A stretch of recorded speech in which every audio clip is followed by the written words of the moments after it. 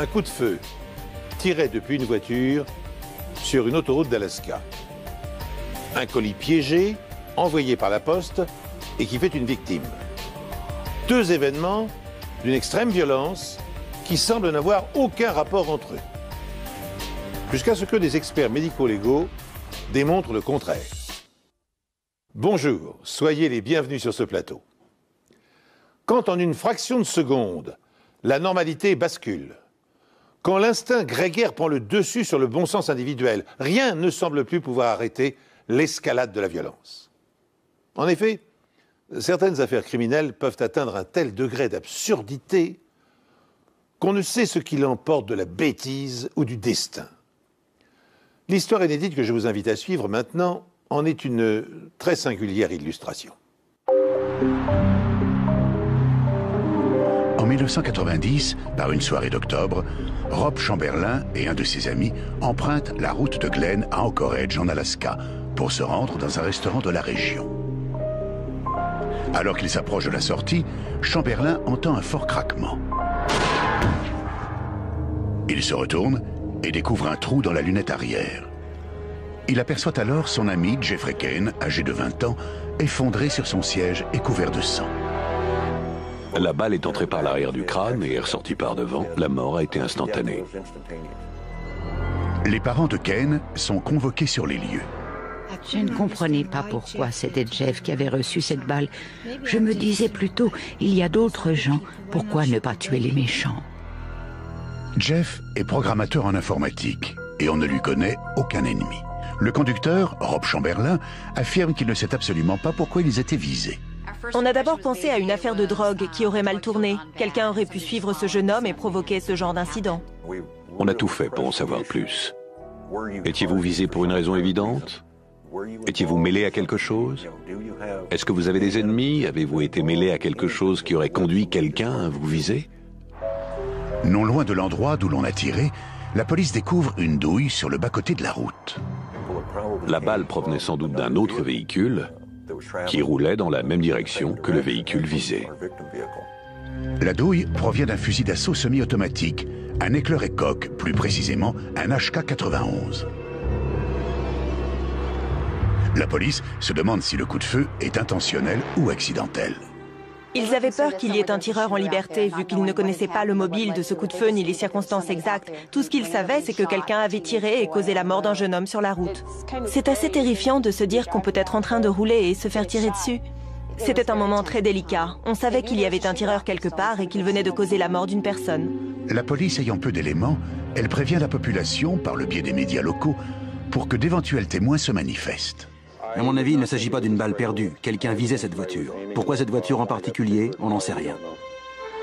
Mais personne ne signale quoi que ce soit d'inhabituel. Il n'y avait pas beaucoup de circulation sur l'autoroute en direction d'Anchorage à ce moment-là. Par conséquent, aucun passager d'un autre véhicule n'a appelé la police pour dire « Je viens de voir quelqu'un tirer un coup de feu depuis une voiture ». L'enquête vient à peine de commencer qu'elle piétine déjà. Il y avait un nombre illimité de suspects. Sur le moment, on n'avait pas la moindre idée de l'identité du coupable. On ne savait pas pourquoi cette voiture avait été visée. À ce stade, la question restait totalement ouverte.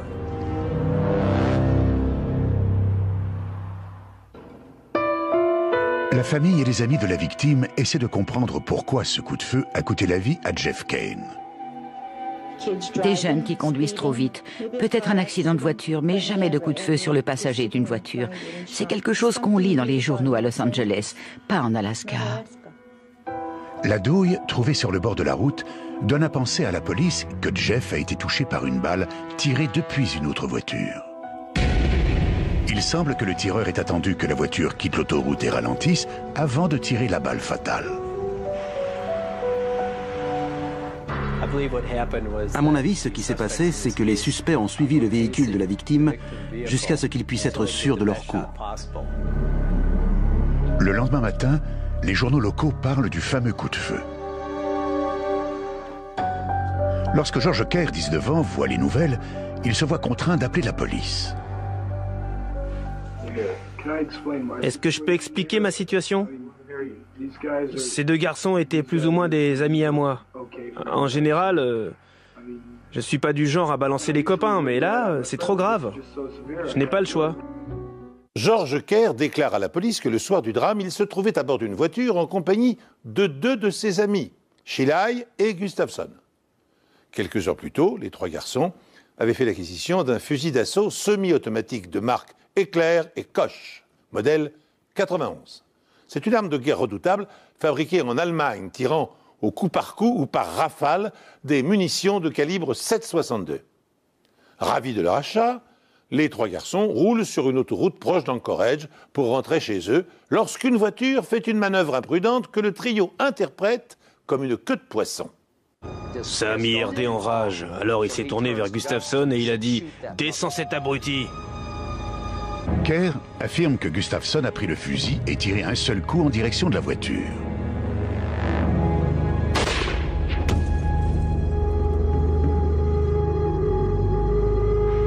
Kerr prétend qu'il ne savait pas que quelqu'un avait été touché jusqu'à ce qu'il lise les journaux. Est-ce qu'il a vraiment visé avec le fusil? Ah, ça s'est passé très vite, je sais pas, j'étais assis à l'arrière et je lui ai dit de pas faire ça. J'étais persuadé qu'il ne ferait pas une chose pareille. La version de George Kerr concernant le coup de feu est très crédible, parce qu'à ce moment-là, on avait travaillé sur les lieux du crime et sur l'autoroute toute la nuit. Ça correspondait tout à fait avec ce qu'on avait. Il détenait indéniablement des informations dont les médias n'avaient pas parlé. Kerr affirme qu'il ne sait pas ce que Gustafson a fait du fusil après ce coup de feu. Les enquêteurs ne sont pas entièrement convaincus que Kerr témoignera contre ses amis lors d'une audience publique. À vrai dire, je n'ai jamais fait confiance à George. C'est le genre de personne qui peut se contredire. Il pouvait changer d'avis parce que d'un côté il disait « c'est vraiment affreux, ce garçon ne méritait vraiment pas de mourir ».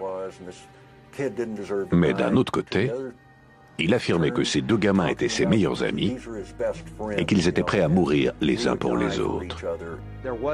Rien ne prouvait que ça s'était passé autrement que ce que racontait George. Vous voyez ce que je veux dire? Alors il ne pouvait pas procéder à une arrestation sur le moment.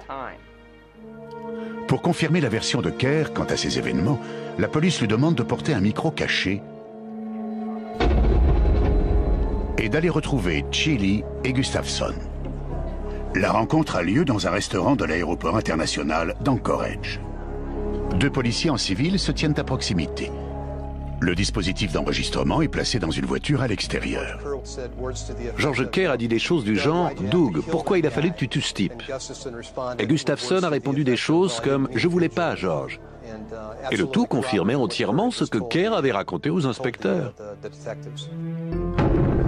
Mais Gustafson refuse de dire où il a caché le fusil. Cependant, la police arrête R.D. Chili et Doug Gustafson pour le meurtre de Jeffrey Kane. George Kerr accepte de plaider coupable ainsi que de témoigner pour l'accusation en échange de son immunité. En l'absence de l'arme du crime, tout repose sur lui. George Kerr était un élément crucial pour l'accusation.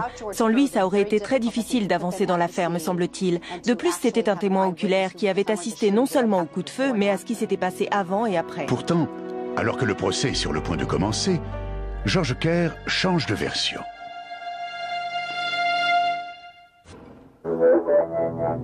La police place 2 hommes en garde à vue pour la mort par balle de Jeff Kane grâce à des renseignements fournis par un témoin oculaire, George Kerr. Kerr commence par affirmer que Doug Gustafson a tiré avec un fusil d'assaut sur Jeff Kane à une distance d'environ 10 mètres, entraînant ainsi une mort instantanée. Mais Kerr ne tarde pas à changer de version. Il n'a pas vraiment visé, il a juste braqué l'arme en direction de la voiture. Il prétend maintenant que Gustafson a pointé l'arme par la fenêtre, tiré à une distance de 200 mètres et touché la voiture.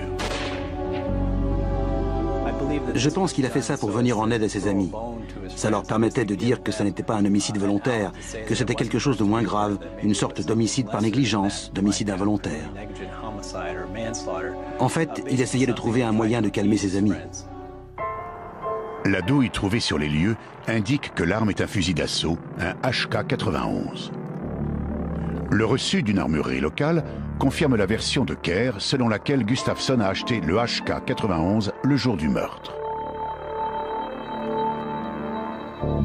Kerr affirme également que Chili, Gustafsson et lui ont tiré avec ce fusil plus tôt dans la journée en se servant d'un panneau de signalisation en guise de cible.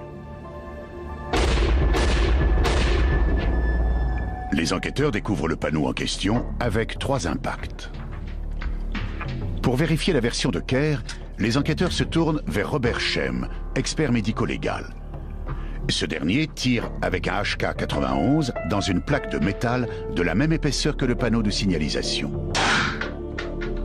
Puis, avec une substance de moulage proche du caoutchouc du nom de microsyle, il prend l'empreinte des impacts de balles sur le panneau de signalisation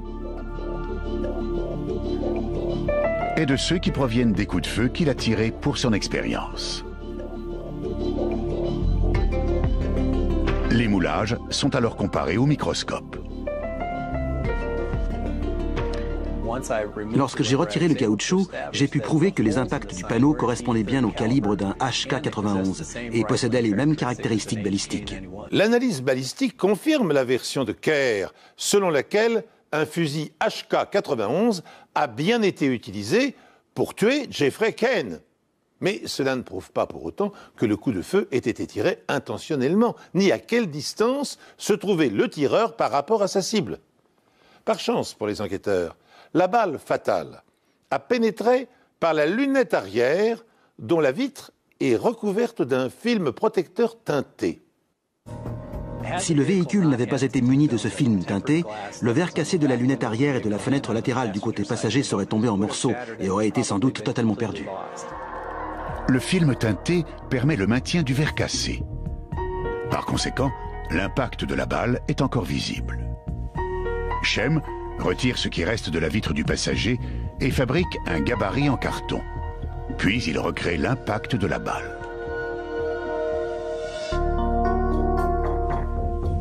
Il place ensuite le gabarit à la place de la vitre du côté passager.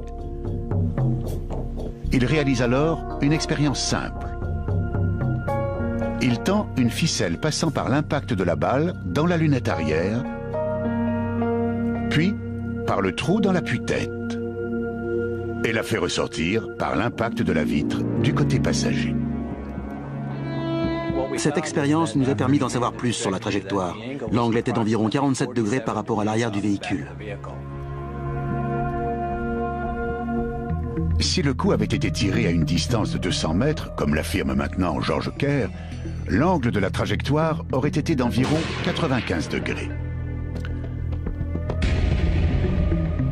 Mais l'angle de 47 degrés place la voiture du tireur tout près, à une distance comprise entre 7 et 15 mètres. Dans ce cas, les véhicules sont tellement proches l'un de l'autre que ça devient très facile pour Gustafsson de tirer en visant le véhicule de la victime. Lors du procès, George Kerr témoigne contre ses 2 amis, mais il maintient que leur voiture se trouvait à 200 mètres de celle de la victime lorsque le coup de feu a été tiré. Ça n'a vraiment rien d'un homicide volontaire. Et sur quoi repose cette affirmation? Il a tiré en direction de la voiture, mais pas dans le but de tuer. Mais l'analyse médico-légale révèle que les 2 véhicules étaient séparés par moins de 15 mètres, ce qui signifie que le coup de feu était intentionnel. Sur la base de cet élément, le conducteur R.D. Chili est reconnu coupable d'homicide involontaire. Doug Gustafsson, le tireur, est reconnu coupable d'homicide volontaire. Tous 2 sont condamnés à la prison à perpétuité. George Kerr bénéficiant de l'immunité par rapport à l'accusation, il quitte l'Alaska peu de temps après la fin du procès. Mais l'histoire ne s'arrête pas là.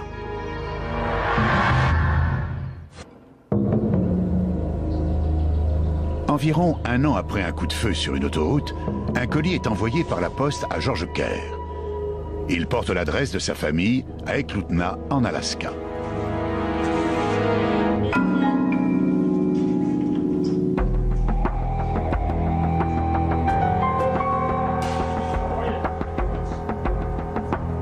Étant donné que George a quitté l'État, son père décide de l'ouvrir.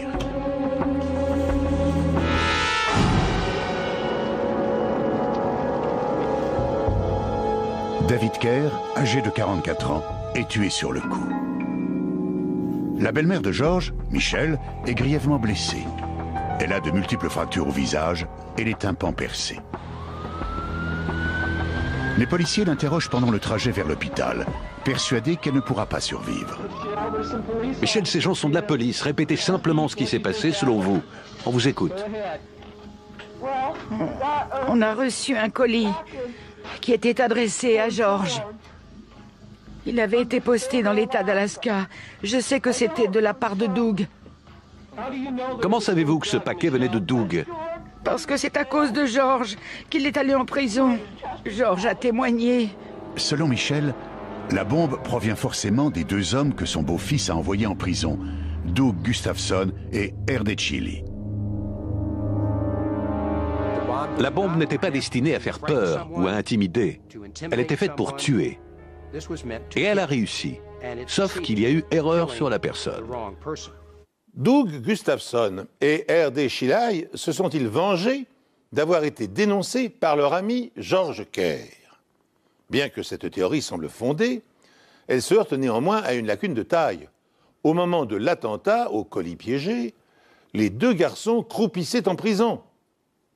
Pour tenter d'identifier l'expéditeur de la bombe, Jim Bordenay autopsie le corps de David Kerr. Des fragments de l'engin explosif pourront-ils fournir des indications? Le médecin légiste extrait une minuscule pièce métallique incrustée dans la poitrine de la victime. Et en l'examinant au microscope, il établit qu'il s'agit d'un morceau de détonateur. Notre laboratoire a fini par réussir à identifier le type de détonateur dont cette pièce faisait partie, ainsi que son fabricant. À qui ce fabricant fournissait-il des circuits semblables? Il s'agit d'une chaîne de magasins d'électronique très répandue. Mais on savait que cette chaîne était représentée à Anchorage. Mais Chili et Gustafson sont tous deux incarcérés à ce moment-là. Comment aurait-il pu faire ça depuis la prison? Comment aurait-il pu y arriver? Voilà le genre de questions qu'on se posait tous. Comment quelqu'un aurait pu faire ça tout en étant en prison? Étant donné qu'en prison, toutes les conversations des détenus sont généralement enregistrées, les enquêteurs découvrent une conversation codée entre Gustafson et sa sœur Peggy. Celle-ci se serait déroulée peu avant l'explosion de la bombe.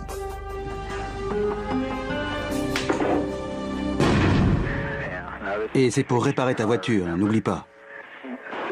Dès que tu auras compris comment ça s'enclenche et comment ça se coupe à l'endroit où ça coulisse, tu le mets en place comme je te l'ai expliqué, juste sous la surface. Quand c'est poussé sur le côté, c'est allumé. Et quand c'est au milieu, c'est coupé. D'accord. Très bien.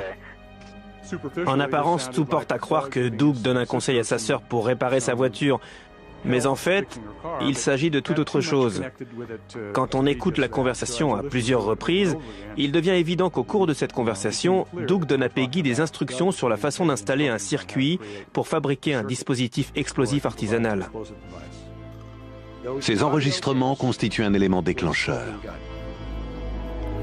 D'autres conversations révèlent que Peggy n'a pas les compétences techniques pour fabriquer l'engin. Elle fait donc intervenir un autre membre de la famille, leur frère aîné, Craig, qui est mécanicien. Apparemment, Peggy et Craig Gustafson croient tous deux que leur frère est innocent dans l'affaire de l'autoroute et que c'est George Kerr le responsable. Pour vous donner une idée de la profondeur de ses émotions et de son désir de vengeance, Peggy Gustafson est alors enceinte de 9 mois. En fait, elle est à 3 jours de la naissance de son deuxième enfant lorsqu'elle va déposer le colis piégé au bureau de poste. Rock Phelps est en prison avec Doug Gustafson et R.D. Chili lorsque l'explosion se produit. Et il sait que les deux hommes voulaient se venger. R.D. se moquait complètement de la personne qui serait tuée, du moment que George Kerr était tué. Il voulait la mort de George, du petit George, comme il le surnommait. En fait, un certain nombre de détenus nous ont dit qu'ils avaient vu une liste de noms que Raymond Chili avait sur lui en prison. Et Chili leur avait dit qu'il s'agissait de sa liste noire. C'était une liste de gens qu'il voulait tuer. Certains détenus ont pu décrire la liste et affirmer que c'était George Kerr qui se trouvait en première position. Parmi les autres noms qui figurent sur la liste noire, se trouvent ceux du juge et du procureur présents lors du procès. Cela prouve que depuis la cellule de sa prison, Doug Gustafson a longuement prémédité sa vengeance. Quelques jours après l'explosion, Peggy et Greg Gustafson sont convoqués par la police pour être interrogés. Quand on leur fait entendre les conversations enregistrées en prison, ils avouent aussitôt avoir fabriqué la bombe et l'avoir expédiée à la nouvelle adresse de George Kerr avec l'intention de le tuer. Quand Peggy a accepté de coopérer, elle nous a dit dans quel magasin elle était allée, quelles pièces elle avait achetées. Grâce à un vieux reçu du magasin en question, qui ne portait pas le nom de Peggy, on a réussi à identifier la transaction. La date correspondait parfaitement au créneau pendant lequel les pièces qui nous intéressaient avaient été achetées. Cette explosion aurait pu être évitée. Elle n'aurait jamais dû se produire. Les services pénitentiaires ont manqué à leur devoir envers Dave et envers moi. Leur rôle est de protéger la population et pas seulement d'héberger les détenus.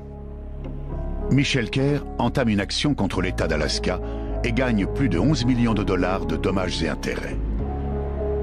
Peggy et Craig Gustafson sont tous deux reconnus coupables de complicité dans le meurtre de David Kerr et condamnés à une peine incompressible de 22 ans de prison.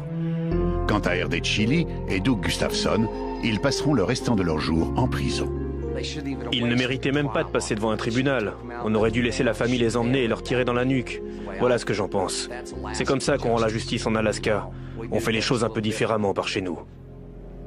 Du moins, on les faisait.